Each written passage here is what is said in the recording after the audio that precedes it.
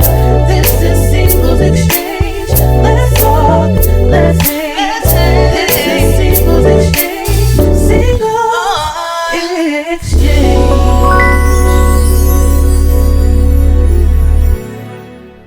All right. Welcome back to Singles Exchange, a podcast that focuses on conversations, connections, and community. As always, I am your host, Joy J, and I have a super exciting episode today. We have been trying to do this for months, but I'll get to that in a minute. If you are a frequent exchanger, you know the drill. Be sure to like, share, and subscribe to Singles Exchange on Facebook, on Instagram, on YouTube, and whatever your podcast streaming platform is. With that being said, this month we're talking all about love. And the first podcast episode this month, we featured a relationship coach. If you haven't already, checked that episode out with Coach Ed. But for the second half of the month, we want to talk to some folks who are not new to the game. So, with that being said, I would like to introduce my most favorite guest, my parents, and I am going to allow them to introduce themselves. So, whoever wants to go first. Ladies first. Ladies first.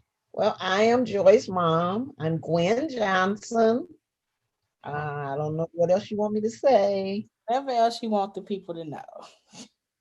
That's good. Okay. And And my name is Johnny Johnson Sr. I am Joy's dad, and I'm happy to be here and have the opportunity to share with you all. so exciting. So, I want to start with the question that I did not send you, but I didn't think I needed to send this one. So, just tell the exchangers a little bit about your story, how you met, how you got together, and how long you've been married. Well, we met at church. Okay. Met at church, and we've been married 47 years. 46 years. 46 years. It'll be 47 this year. Mhm. Um, We've been in the same church almost all our life together.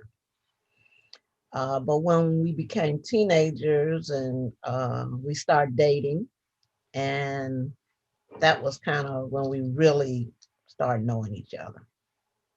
Okay. Anything else y'all want to share about how you got together?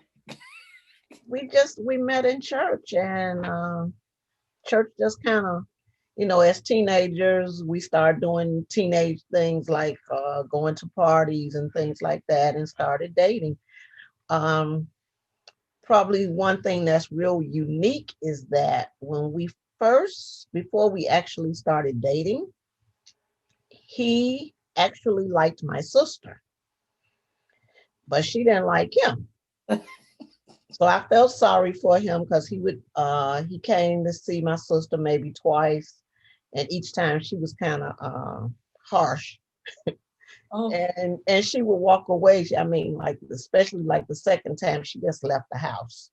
So I felt sorry for him. So I started sitting there talking to him, and from that point on, it was me and him. And okay. and my sister never had a problem with Uh, well, listen, clearly she left, so okay. right. And clearly 40, almost 47 years later, you have three children, 17 it. grandchildren, I have Whatever. no idea. maybe 17 great grandchildren. Somebody got a lot of kids, but it's not me. I just want that Right. to know. Exactly. Okay, so I'm going to go ahead and start with the questions. The first question, and for those of you that are not Facebook followers, we had some of our Facebook viewers to submit questions.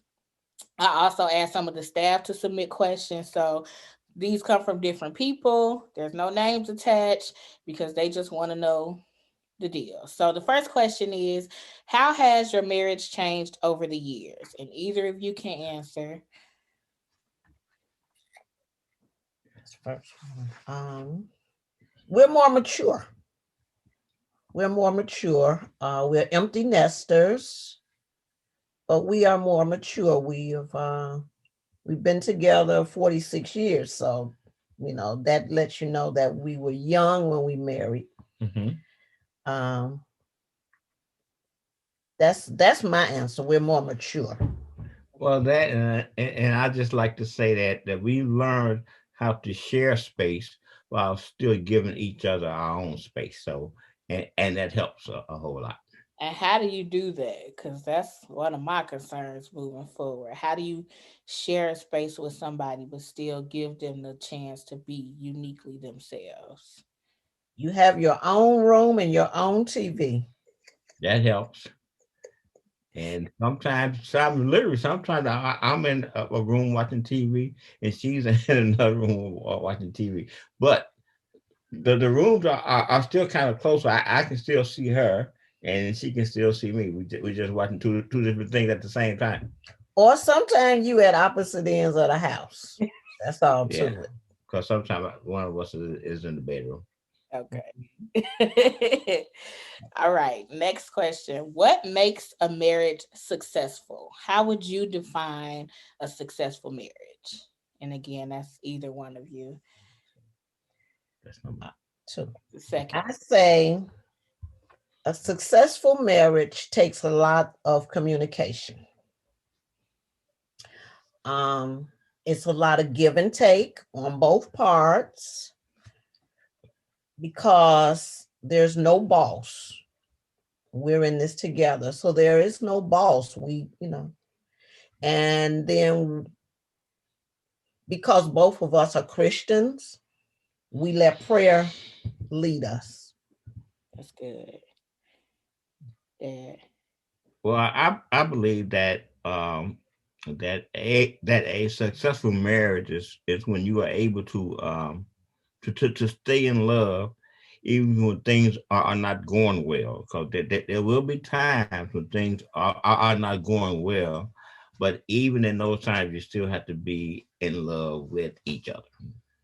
That's good. So I'm gonna skip around. I was going in order, but you kind of went into another question on here. And the question was, let me find it.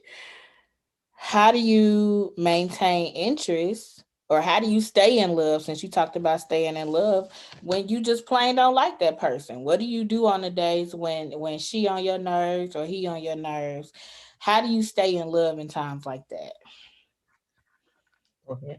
Well, I say that in times like that, you go into a different room or just stop talking until the storm passes. Because I think sometimes when people start having issues and they still talk to each other, they have a tendency to escalate it. But I think if you sometimes just stop talking, maybe go somewhere else, or even if you stay in the same room, just sit there and be quiet, and eventually the storm will pass.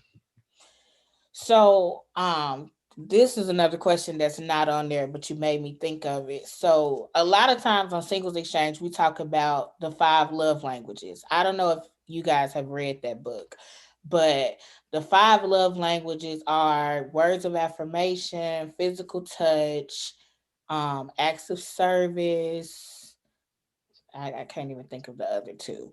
But based off of that and just knowing each other for so long, what would you say your current love languages are? How do you show love to your spouse to where you know this is my way of showing love? Maybe acts of services Okay. because you had asked about, how do you manage with when you don't like each other, and Dad said, you just kind of you really just kind of give each other their space. Okay. And most of the time, when you give each other their space and you give them time to calm down, um, for as long as we've been together, after that, I mean, you calm down, you didn't say what you wanted to say, you done with it. You don't even talk about it no more. So, Right. so next thing you know, you talking again and you talking about something else and what you want to eat, what we gonna cook, that kind of thing. So, Because you still got to do life. Right. right, Right. exactly. And also now for me, this is where she and I might may differ some. Uh, if I'm wrong, and if I make a mistake, I'll say it. I'll say, okay, my bad. I messed up. I'm sorry, and I don't have a problem saying that I was wrong and I made a mistake because humans make we mess up sometimes. So yeah. So and if I mess up, I'll say, hey, I messed up. I'm sorry. Wow, you shaking your He head. will. I was gonna say, why you shaking your head? No. Yes, He will. yes, I will. He will. He'll say it. Yeah. I'm not perfect, so I mess up. And that's right, because the perfect person does not exist. Sure. Right. And when he says that, I say, okay. That's it. You don't say you forgive him. I don't have to. You know it already. Well, that's good. Okay, so Dad, this question is specifically for you. One of the guys submitted it. He said, "How did the last 45 years help to improve you as a person?" Which I think they just didn't know how many years, but how did the last 46 years help to improve you as a person? Well, the last 46 years, here's what I had to learn how to do. I had to study or practice. I learned how to be a good husband. And I learned how to be a good dad. So in 45 years, I'm still not there. I'm still working on it, but I've been learning ever since the first year how to become better. And I feel that each year I have become better. And you could attest to part of that, Joy, because if you notice, I always try to make myself better for the people that I love, and not for myself. I like that. And you said you study to be a better husband. So what do you study or who do you study? Well, now you're gonna make me get deep.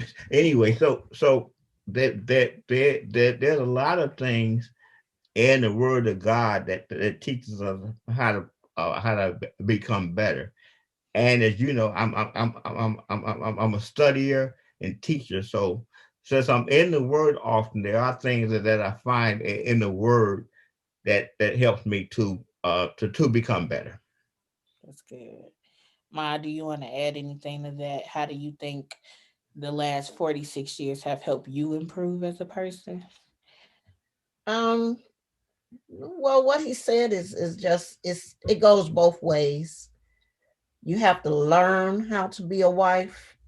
You can't just take what people say. Um, you have to watch because you get more from watching people than just listening to words. Okay. You watch. You'll find someone to model who you would like to model, who or you would like to model their marriage, and you kind of make it work for you. So who did you want to model when you became a wife? Who did you kind of look up to? My mother, my grandmother, um, my grandmother had been married forever. I don't know how many years, but I mean, she had the same husband, same one husband. My mom had been married twice, so she was on her second marriage. But her first marriage, which was to my father, only lasted maybe 2 years, Right. and I think it was because they were young. But you find different things in different women Okay. because you're not gonna find everything in one person. That's important. I think a lot of people look for one person to fit the mold, but you may pick a little bit up from this person and a little bit up from that person, and it all comes together. And some things are unique to you and your spouse. So, Also, in that, I picked up a lot from my mother-in-law, from your grandmother, Sophie, yeah. simply because she is your dad's mom. So, you know, she knew how to treat her son, and she knew how to treat her son. So I kind of picked up from that. And she wasn't a selfish woman. She didn't like, baby him and not. care about my feelings or things like that. She wasn't like that. I think that's important too, Mom, because you can learn a lot from the people that your spouse comes from. The tree is known by the fruit it bears. So if you want to know about the fruit, go back to the tree. So I think that's really important. Um, Dad, the next question was another one just for you. And he said, how do you continue to find ways to keep your wife on her toes? So how do you continue to find ways to surprise her, new innovative ways to show her love after so many years?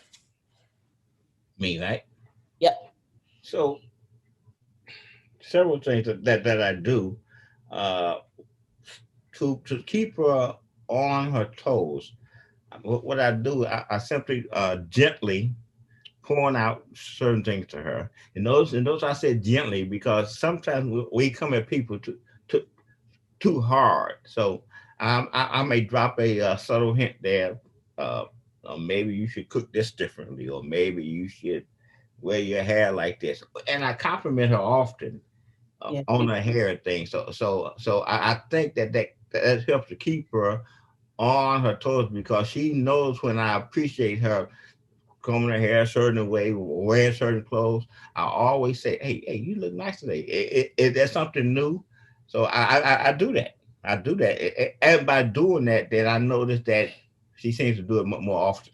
Yeah, Or he say stuff like, "Who you trying to look good for that nigga?" yeah, He I definitely says that. yeah. Yes, I do say that. Yes, I do say that. I say that. must be going to meet that nigga today. He And, absolutely says that. and I respond, "Sure, I am going to meet you. Don't play with me."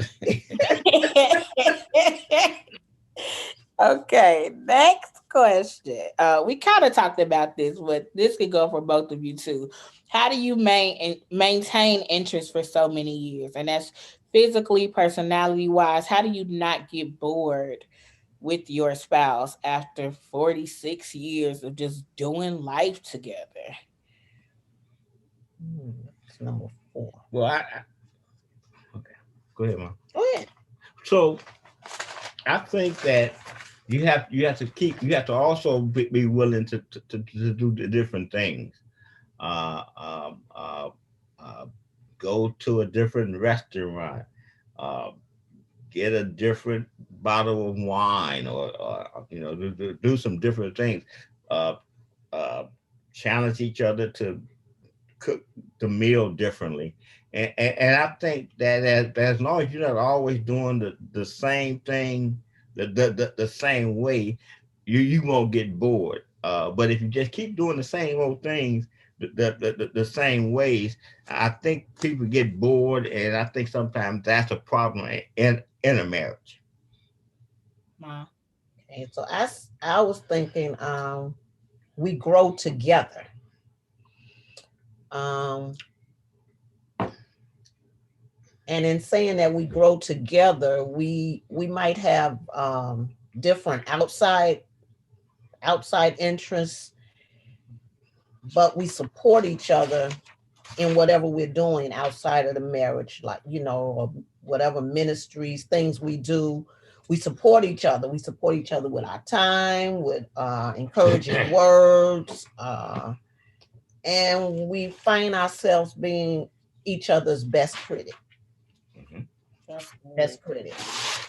And how do you handle criticism from your spouse? Because some people struggle with that. But how do you handle criticism from your spouse? Which, Dad, you kind of talked about. You make sure that there's a compliment, and you try to drop more subtle hints. But Mom and Dad, how do you handle criticism from each other? Well, personally, I don't mind it because sometimes when I'm criticized, it makes me look at myself to see, well, maybe I can do better in this area. So I don't mind sometimes, but I think that when people do it too often, and it seems to hurt feelings. So I'm conscious about not criticizing too often, But I do think that sometimes criticism is good in any relationship because it should make you take a look at yourself, and maybe you can correct some of the things that you're being criticized for. Wow. Okay. Well, everybody handles criticism different. So sometimes it depends on the mood or what's going on that causes the criticism. Um, so sometimes I may accept the criticism and just kind of keep going. And sometimes it's not that I don't hear it when he says it, but I may not respond to him because I need to think. I need to think about what the criticism is. Um, if it's something that I feel that I need to make a change on or whatever, and then I'll act upon it or not act upon it. Okay. All right. So we kind of talked about managing conflict earlier, but this question is a little more in depth. What happens when you disagree on major things like child rearing or changing church homes? How do you handle major conflicts when you can't agree on something big in your life? Well, conflicts are not always handled the same way. It depends on what the actual situation is. But so far in our lives, when there has been a major conflict, my wife does seem to follow me as I follow God, and she sees that I'm following God during a major conflict, then she seems to follow me, and I do try to follow God even in conflict. Wow. You also have to communicate. If there's no communication, the conflict is going to escalate and be worse than it probably could have been. So, I mean, if you might have some disagreements on it, but if you communicate it, um, a lot of times you see that you both, especially if you both are, you know, basically, you're really compatible. Mhm. You communicate, you'll see that things are going to work out, Right. and the two of you just have to make the right decision together.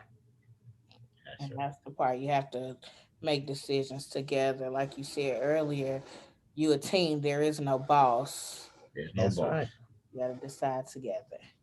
So part two to that question was about love languages and how your communication style changed over time. I'm sure that when you got together, when you were teenagers, what you needed or required from your relationship was very different than what you need now. But can you kind of talk about that? The difference between what you needed and how you communicated when you first got together versus now in 2021. How is your communication style and what do you need out of your relationship now? Hmm. Well, I think that now we both have learned to listen to each other more, and we're not so quick to say, "Well, I'm not going to listen to you." We will listen now. In fact, yesterday she had gave me some documents to look at, so I was looking at them kind of quickly, and I was missing something in the documents. So then she looked at it, and then she took her time and found what I was missing. So then when I saw what she pointed out, and I said, "Oh yeah." So then we were able to figure it out rather than her criticizing me for missing it. She took her time, saw what I was missing, and then together we figured out. Whereas years ago, she might say, "Well, you dummy, you're going too fast. You missed that." She didn't say that. I wouldn't have said dummy. I just would have said, you know, you didn't see this. But that was years ago. So we've grown, we've matured, Right. And you know, it's working. It works wonderfully. Yeah. That's good. I think I was on another podcast, and I use y'all as examples a lot, but I was on another podcast and I was just talking about how the way you communicate changes. And like I said, what you needed in a relationship 46 years ago versus what you need now is not the same. So, um, I agree. I agree. Times have changed also. Right. times have changed and your lives have changed. You went through having first when you got married, you were pregnant and so you were getting ready to welcome a kid. Then you had two kids. Then you had three kids. Then we started to move out and you became empty nesters. And all of that plays a part, even in working full time jobs, not working full time jobs, all of that changes. So, yeah. Okay, the next question was actually from one of my teenagers, and she wants to know, how do you keep up with date nights when you're both so busy? So for me, I like to plan date nights way ahead of time. So if I plan, say, for Tuesday of next week, then we gonna make sure we have anything else lined up for that night. And we do very well at sticking to our date night. So if we plan date night, it's gonna take a major something to make us miss it. Because if we plan it, we are going out on our date. That's right. And because we are so busy, um, sometimes our busyness makes us realize we need to just stop doing whatever else we were doing and just take some time for us. And this virtual screen is driving me crazy. I'm It's sorry. okay. I see you. Okay. Um, we take time for us, and it's actually when we're really busy is when we say we need to just stop. We need to just stop and take some time. The last year and a half, we've been through some major things within the family, and stuff, dealing with family and, helping, doing whatever we had to do. But there were many times we said, nope, we got to stop and we just got to do That's right. whatever. We got to just take some time for us. Um, in the last year and a half, in that time, we even took, because we would make our date nights either a Friday night or a Sunday afternoon, and we took some of those times where we just took your late uncle, and we took him with us. It was date night, but we took him with us, and we didn't talk about, we didn't talk about church, we didn't talk about work, we didn't talk about what Uncle John needed or nothing like that. We all relaxed, all three of us. It was a three-person date, but Date. But it was better than nothing. Yeah. yes. And Okay. most of the time when we going on a date, we going to eat somewhere. It ain't like we going to no show or nothing like that. No. We going to eat and sit down and relax and let somebody serve us. That's correct. Listen, at least y'all ain't got Uncle John now. Uncle John be saying anything and he be Right. talking loud. Right. But I think he enjoyed date night just as much as Right. He want to go on a date too. yes. Okay, so we're almost at the end. One of our newlywed exchangers asked if you guys could individually give 3 words that would make a marriage successful, what would those words be? You want to start? So I said, as I was thinking about that, I said, love. Love is one of the words. Communication and God first in every decision we make. God first. I mean, I know everybody is not, into religion or Christians or whatever, however they want to give it the term, but um, God first. God first. Love, communication, and God. Mm-hmm. Right? Dad. No, mine are different. I have God, family, church. And by having that set of priorities, it really helps us, I believe, to stay strong because we have God first. God first.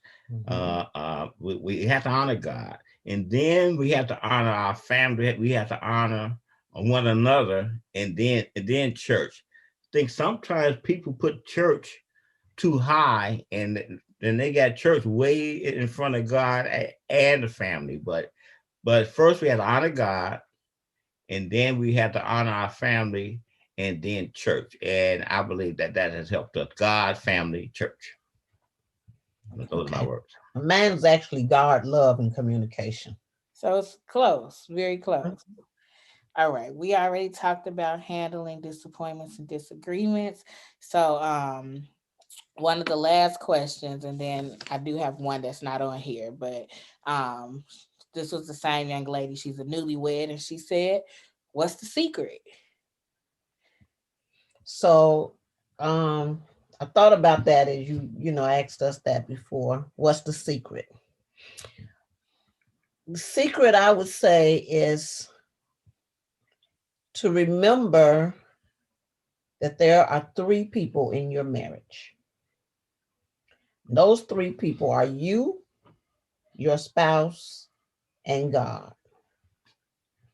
Don't allow anybody to come between you and your spouse and your God. Don't allow people to give you advice about your marriage, or especially if it's somebody that's never been married can't tell you about a marriage because they never been there. Yeah. Uh, Possibly somebody divorced can't tell you about your marriage or what to do in your marriage because they on a divorce. So it's three people: you, your spouse, and God. Just the three. That's the secret. Dad. You can't have no extra people. No extras. Mm-mm. Dad. Well, I think that you have to continue to love each other in spite of your failures and your faults, because all of us have faults and all of us have failures. And and although I may see some faults and failures in her, I have to look at my own faults and failures. So there's going to be some rough times. There's going to be some tough times, but you still have to remember that we all have our failures. We all have our faults. So if I see something in her that I feel is wrong, I need to stop and take a look at myself and say, well, I got this wrong with me. So if she can tolerate me with my faults and failures, then I should be able to tolerate her with her faults and failures. That's good, Dad. That's real good. And I think it's important. I think a lot of people will get mad at their significant other, and they'll, try to make it seem like, well, I didn't do this to you and you did this to me. But everybody got a flaw. That's right. Everybody got an issue. That's correct. So, And you can't play that tit for tat. Well, you did this to me, so I'm gonna do this to you. You can't. Grow up? Grow up. no, that's right. If you're going to be married, you got to be grown. So That's grow up. right. You gotta be Marriage is grown. for grown people. That's right. No, that's right. That's right. All right. So my last question, which I didn't put it on here, but my last question, Dad, what advice would you give to a single man in 2021? And Mom, what advice would you give to a single woman in 2021? Me first. Either one of you. I would say to a single man is to be patient. You don't want to get into a relationship or marriage too quickly. You need to be patient, and you have to trust and make sure that that person is the right person for you. Patience is a virtue. I believe it is better to be alone than to get into a bad marriage because you are in a hurry. Take your time, pray, use discernment, and ask God. Be patient. That's good. I'm going to agree with that patience. Um, because you don't want the decision that you make with that spouse is going to be a lifetime, whether you all are together the whole lifetime or not, because you may be together and have a child and then divorce.